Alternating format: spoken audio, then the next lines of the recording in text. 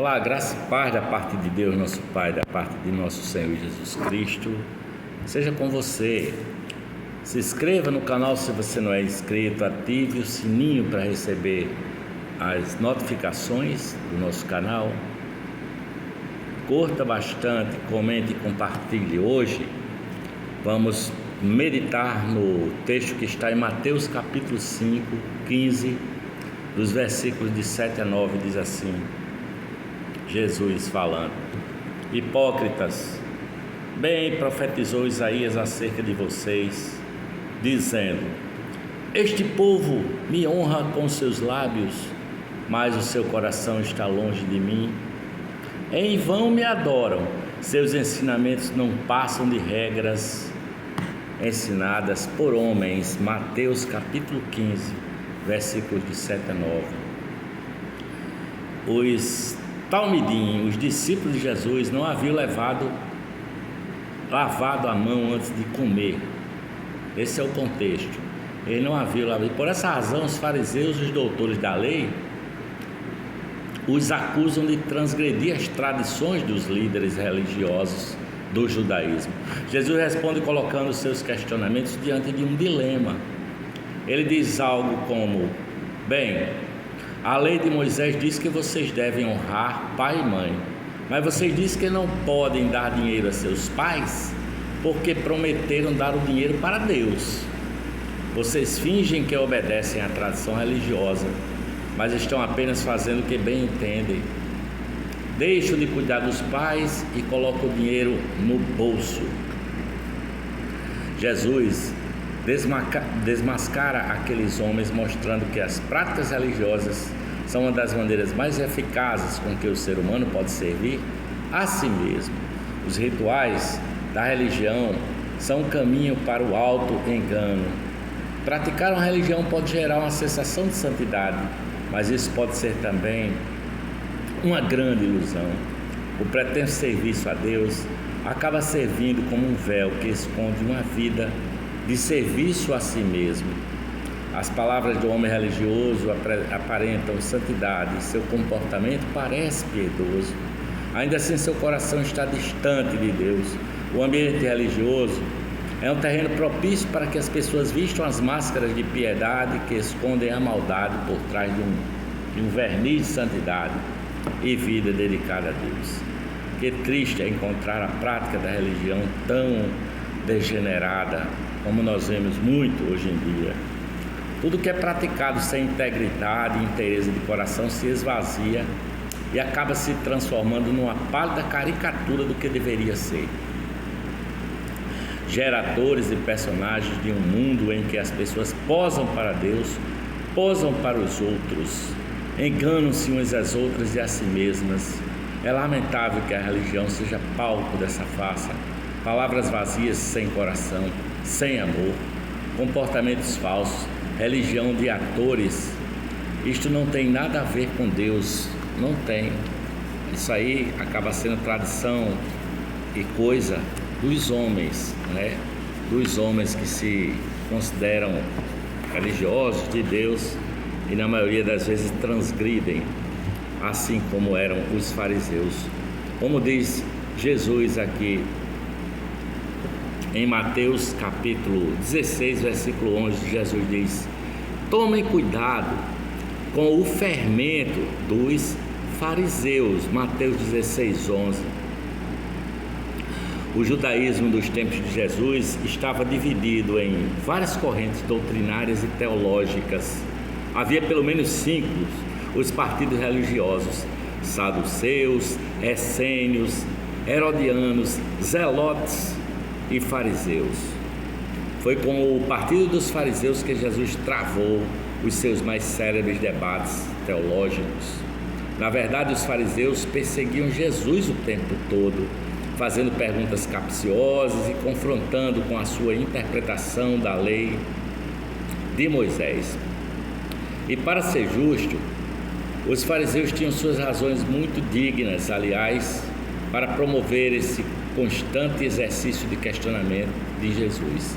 O partido dos fariseus nasceu durante o exílio da Babilônia, quando o templo de Salomão estava destruído e toda a liturgia ligada a ele estava suspensa. Não era mais possível fazer os sacrifícios no templo, nem levar as ofertas até Jerusalém. Assim, o que restava a Israel, exilada, era obedecer fielmente à lei de Moisés. Foi na Babilônia, nesse período, que surgiram as sinagogas, e foi nas sinagogas que os judeus começaram a estudar a lei e procuravam obedecê-la da maneira mais rigorosa possível. O escriba Esdras, autor do livro homônimo do Antigo Testamento, é considerado o patrono dos fariseus. Quando Jesus chega à Palestina, esse partido já existe há pelo menos 150 anos. O conflito entre o discurso revolucionário de Jesus e aqueles homens zelosos pela fidelidade de Israel à lei de Moisés é quase inevitável. Havia um ditado fariseu que dizia que era preciso proteger a lei, era preciso proteger a lei colocando uma cerca a seu redor. Em sua origem, os fariseus estavam preocupados em proteger Israel contra a rebeldia em relação à lei, mas seu zelo inicial se degenerou em legalismo e cegou seu entendimento. Sua preocupação com a obediência literal das Escrituras os impediu de ver o Espírito Santo soprando sobre a pessoa de Jesus, sabe? Não raras vezes, o rigor religioso se revela uma grande armadilha, uma camisa de força para quem fala e para quem age em nome de Deus. A lei é um caminho de liberdade, mas ironicamente, os religiosos mais rigorosos não conseguem celebrar a liberdade e se tornam os maiores adversários de Jesus e sua proposta de libertação. Os talmidim de Jesus, mais zelosos das coisas de Deus, sabem, porém, que o zelo não é um fim em si mesmo. Sua prática da lei está submetida ao Espírito Santo. E, como diz a Escritura, onde há o Espírito Santo, aí há liberdade.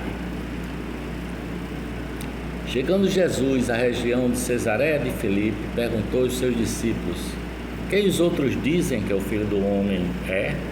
Eles responderam: alguns dizem que é João Batista, outros Elias, e ainda outros Jeremias ou um dos profetas. E vocês? Perguntou Jesus: quem vocês dizem que eu sou?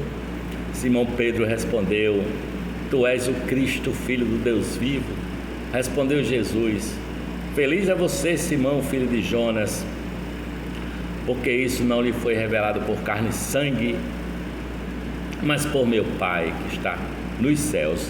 E eu lhe digo que você é Pedro, e sobre esta pedra edificarei a minha igreja. Mateus 16, versículos de 13 a 18. Há uma grande discussão a respeito de qual é essa pedra sobre a qual a igreja de Jesus está edificada. Alguns intérpretes dizem que a pedra é Pedro, o apóstolo. Vem daí a tradição católica romana, que afirma que Pedro foi o primeiro papa, que os papas católicos seriam seus sucessores. Jesus disse que Simão seria chamado Cefas, que quer dizer Pedro, que também quer dizer pedra ou rocha. Assim, a declaração de Jesus, essa declaração de Jesus equivaleria a: você, Pedro, é a rocha sobre a qual edificarei a minha igreja. Outros intérpretes acreditam que a pedra é Jesus. Na verdade, o próprio apóstolo Pedro afirma que Jesus é a pedra viva, rejeitada pelos homens, mas escolhida por Deus, que tornou-se a pedra angular, a pedra que sustenta todo o edifício de sua igreja. De acordo com essa interpretação, ao declarar sobre essa pedra, Jesus estaria apontando para si mesmo, dizendo: eu sou a pedra sobre quem a igreja será edificada. Uma terceira interpretação compreende que a pedra seria a declaração de Pedro: tu és o Cristo, Filho do Deus vivo. Jesus felicita seu discípulo dizendo algo como: sim, Pedro, é verdade. Sabe que não foi você quem descobriu isso, mas Deus, o Pai, revelou isso para você. Sobre essa revelação, a de que eu sou o ungido, o Messias, o Filho do Deus vivo, eu edificarei a minha igreja, as duas últimas interpretações, elas se complementam, né? A igreja está edificada sobre Jesus, mas não qualquer Jesus. A igreja está edificada sobre Jesus revelado como Messias, o Cristo, o Filho do Deus vivo.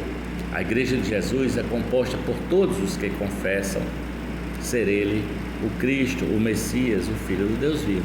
Os Talmidim de Jesus recebem a mesma revelação de Pedro e por isso devotam a vida não apenas a seguir Jesus, mas a adorá-lo como Deus, porque Ele é a pedra sobre a qual edificarei a minha igreja. Jesus é a pedra. Portanto, a declaração de Pedro aponta para Jesus, o Messias, o Cristo vivo, o Filho de Deus, o Filho de Davi, aquele que Israel esperava. Amém.